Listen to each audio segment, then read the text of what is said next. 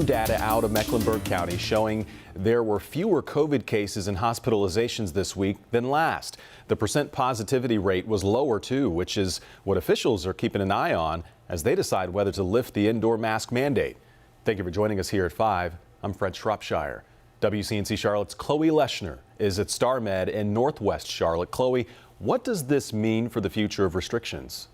Health experts say the more people who are vaccinated, the lower the percent positivity rate will be. And that's important after county commissioners voted earlier this week to change the rule about when the mask mandate could be dropped.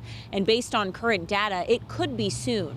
As the vaccine rollout extends to kids ages 5 to 11, some have simple motivation for rolling up their sleeves. Take my mask off. And he may get his wish soon. Earlier this week, Mecklenburg County commissioners voted unanimously to change the rule in the county. So every day we calculate what the average has been for the past 7 days. And that's what we count for that day. So the next day we count back 7 days in average.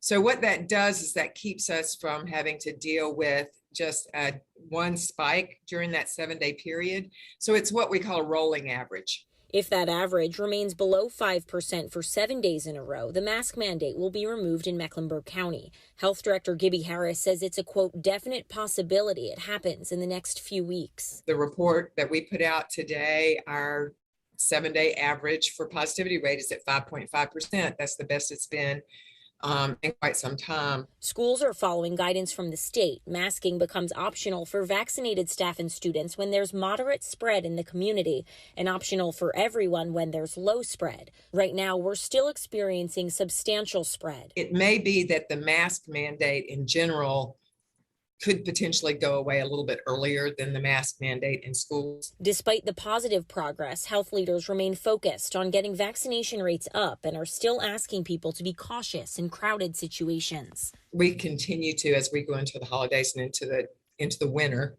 when viruses are more of an issue, that masking is still something that they consider. And there are a lot of vaccine events throughout the county this weekend. Harris is hopeful that more families will go out and get their 5 to 11-year-olds vaccinated.